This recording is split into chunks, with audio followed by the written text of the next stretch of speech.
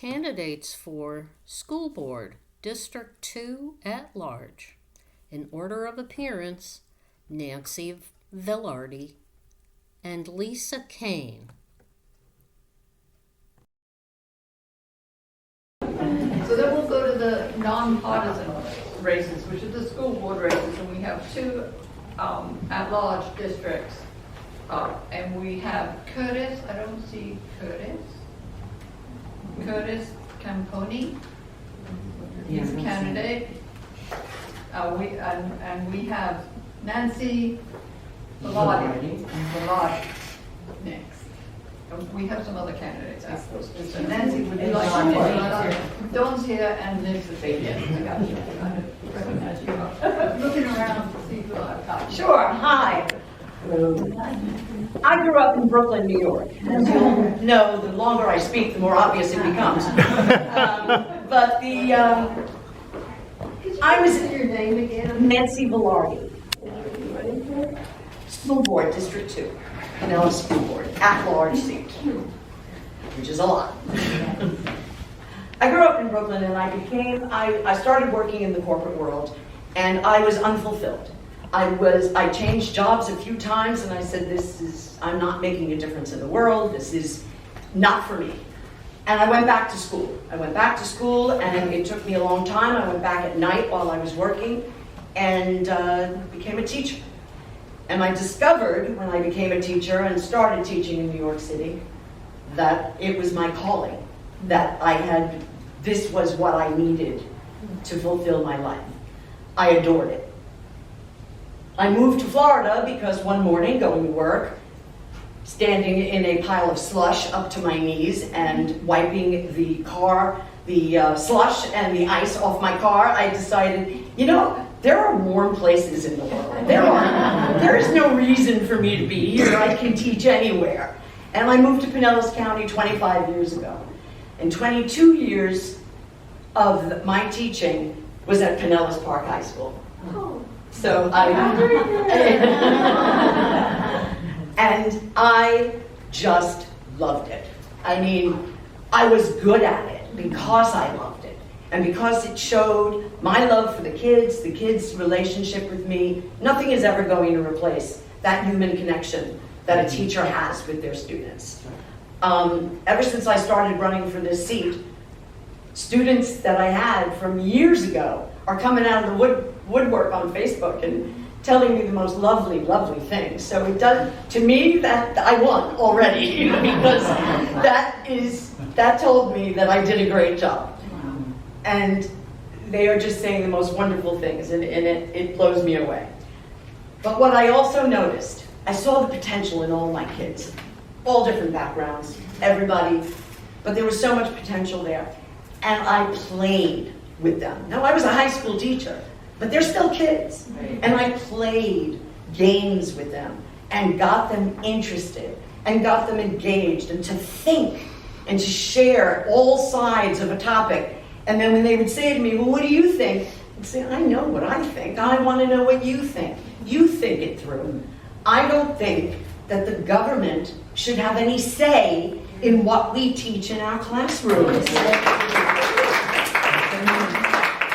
Partisan politics don't belong there. For a child to learn to creatively think, they have to see all sides, good, bad, indifferent. They need to understand and then make their own decision and become a self-actualized human being. Amen. And that is what I want to see happen. There are some members of the school board who believe that the state should continue to write our curriculum. I'll tell you, not only is it inaccurate sometimes, it's boring. Oh my God. And they are making teachers teach at a certain time. This is what you teach this then, don't go off schedule, because that is how kids learn. They all learn at exactly the same pace, right? And teachers are being dinged if they go off the schedule and say, I got to do that lesson again. I can see they didn't get it. I got to do this again. And that's what teaching is. You do it a whole different way and you get them. That is not what's happening. And as I saw that happen, how I decided to handle that was I was going to run for the teachers union president, because I decided these teachers need to be represented. Their voices need to be louder. And teachers are they're wonderful in their classroom, but they don't fight back. Sorry. So I went to fight back. And then COVID happened, so I spent most of the time taking care of people and making sure they were safe, making sure the schools would open, but safely, and make sure that everybody was okay. So I didn't really get to empower the teachers to take some of their power back. And that's what I'd like to do in this role. In this role, I can work hand in hand with the district, as I tried so hard to do as a union president. I want to work hand in hand with them to give the teachers back the control of their classrooms and get our students truly educated. Amen. Thank you very much.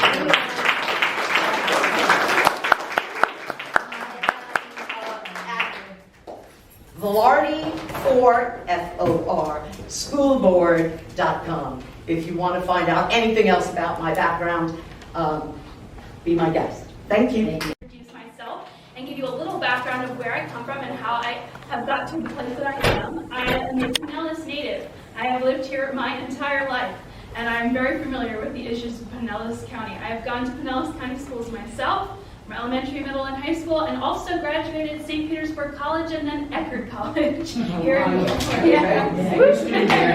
And I majored in creative writing, and I also sub-majored in music and music composition. And so I am married 19 years next month. And my wonderful husband is my greatest supporter. You probably already met him this evening. He's here with me. And we have 4 children together, ranging from 11 years old to our oldest, who just graduated, 18 years old, just graduated this past May. So we have 4 children currently in school and currently being educated in Pinellas County. And so what started my journey into Pinellas County and to run for office was being a PTA mom. My first grader was not getting recess. That was my introduction to the school system. And I went, why are 6-year-olds not getting recess? And I got on the PTA and I was fighting the good fight. And every time we reached an obstacle, I was told, that's a decision from Pinellas County. That's a decision for Pinellas County, not a decision for the school. And so I decided at that point I was going to be the person to step up and run, because we need to make those changes. There's no reason why 6-year-olds shouldn't have recess ever, in my opinion. And so I stepped up to run. But I have a greater passion, besides just getting recess in schools, is I am an artist. For years, I worked in the music industry. I actually am a 22-year voting member of the Grammy Association, the National Academy of Recording Arts and Sciences, and I recorded lots of music and wrote lots of songs. When I finished my degree in creative writing, I ended up starting the Tampa Bay Performing Arts Academy, where I teach musical theater to children ages 5 to 18. I teach voice and dance, and we have an amazing time. And I've been teaching now for 18 years in Pinellas County. Students from all over and all backgrounds in the Tri-County area, because we do pull students in from Pasco and Hillsborough as well. So I'm with students every single day of the week, not only the community's children, but also my own children and all of their friends that come along with them. And so around children all the time. And I believe arts should be a foundational subject matter in school. To me, arts education is not in line with sports. It is what connects every single subject matter, and every arts organization in the nation will give you statistics on how it increases brain function in children. It increases the central cortex of their brain. It helps them connect every subject matter that they are learning in school, and it gives them better testing scores in every single subject. To me, arts is not an afterthought. It should be the roots of their education. And so I think on the Pinellas County School Board, we don't just need arts support, we need an arts advocate to represent the artists and arts education in Pinellas County. And we have had some wonderful wins in the last couple of years for arts education in Pinellas County, and I do believe that's due to the advocacy of our board. Our board was nominated by the Florida Music Education Association this year, 2026, as School Board of the Year. Whoa. Yes, in January of 2026. I'm very, very proud of that, because it's been one of the primary things I have been focused on as a school board member, and will continue to be going forward. And as we see funding cuts coming in the next year for a variety of things, we need to make sure arts is not one of those things that is first on the chopping block, because it is so important. That is why students want to come to school. That is what builds their passion for subject matter and their understanding for communication, for responsibility, and for discipline, and so many other interpersonal skills that help them to become a whole person in their education, not just in a particular subject. And I personally have seen students through the 18 years of teaching who have transformed who they are through the arts and through theater and the ability to share with others their story. In addition to arts education, I am a firm believer in providing options for our students. One of the crises that we are facing is the student debt crisis for many adults who are struggling to create a life for themselves post-college. And I think that students need to be educated in the many options that they have available to them that are not maybe always college-bound. College is so important if that's where you want to go, but there are so many other pathways that they can take. So to me, providing opportunities in career technical education, for certifications, for the firefighters, police, any of those options that they can do while they're in high school to study for and subsequently make a career post-high school, so important to educate them so that they can start a life for themselves, hopefully here in Pinellas County. Thank you very much.